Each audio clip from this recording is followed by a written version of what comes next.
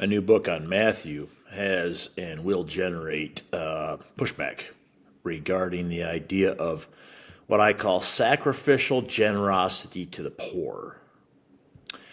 Many have and will give me examples of how the poor squander what they have.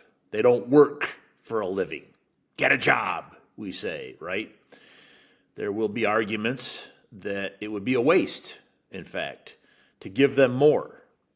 Arguments that those people have money for TVs, it seems like, for cell phones, for cigarettes, for tattoos. Anybody who has money for all that stuff, they don't need our help buying food. They're just going to spend it on booze, we say, or drugs, we say. It will be a waste. They don't deserve it. They haven't earned it. If they want to earn it, they can get a job. So, I'm sure there's examples of that in the world, right? I've seen some myself.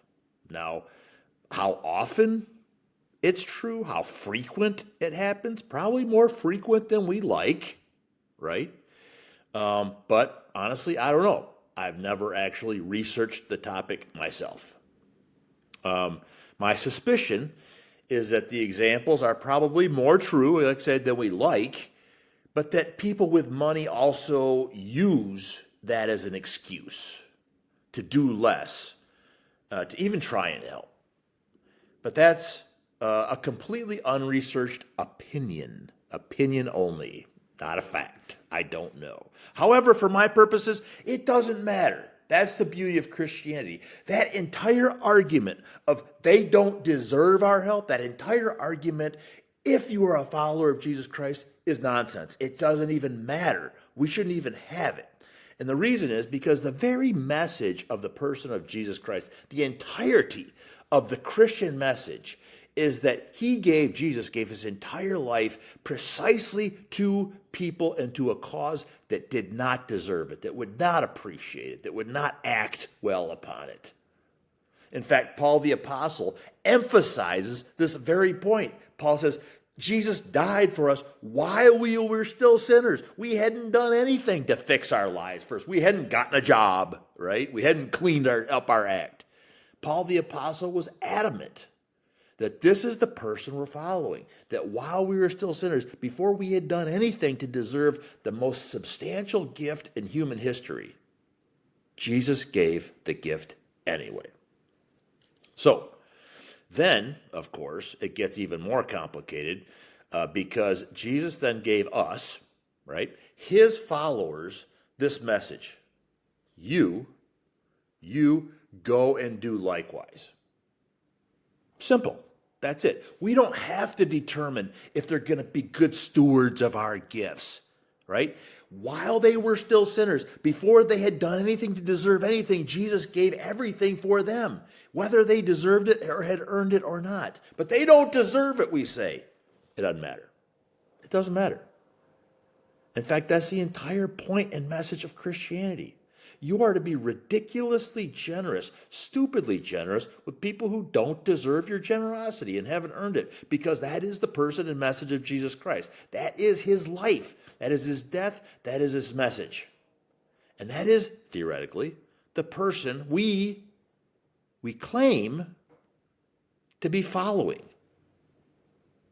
So, if we begin to withhold our charity to try and sort out who deserves it, who are legals and illegals, who are the good and the bad, who will do good with our gift and who will do bad with our gift, well, we're no longer then following the person of Jesus Christ, okay?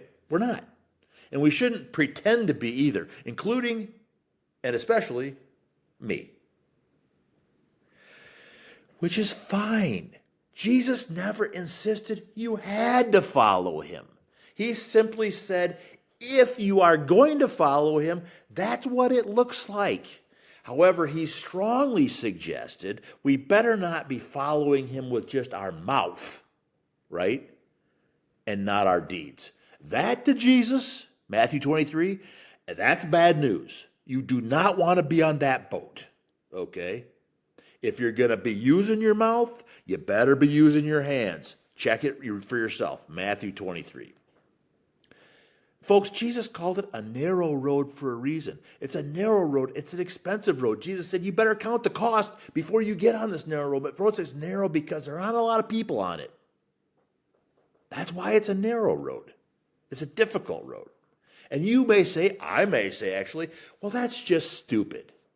It's just stupid to give your resources to people who haven't earned it and don't deserve it. And for the most part, I think I agree. I do. It sure seems like a really, really dumb idea. I cannot argue that. However, I also realize that when I feel that way, when I believe that that very idea is a really dumb idea, that I'm also suggesting that what Jesus himself did was also a pretty dumb thing to do. Right? I realize that I'm suggesting that following after Jesus, being like Jesus, is just stupid. There. The problem is, I actually claim to want to follow him. I want to follow him into this stupidity. I want to trust that somehow this actually isn't stupid as it seems. And folks, that is the challenge. That is the Matthew challenge. That is the challenge throughout the book of Matthew. That is a challenge to live beyond our religion, to find Christ beyond our Christianity, and to see the human being that modeled for us what it means to be sacrificially generous, especially and particularly to those who don't deserve it, to those who haven't earned it, to the least of these, to the hungry, the naked, the prisoner, the alien of all people, the alien. All of them. Not because they need our help, but according to Jesus, because they are, in fact, Jesus himself. Matthew 25. Read it yourself. Folks, that's the Matthew challenge. If you want to hear more, please subscribe to my channel. We'll be going through this in more detail as we go. Thank you.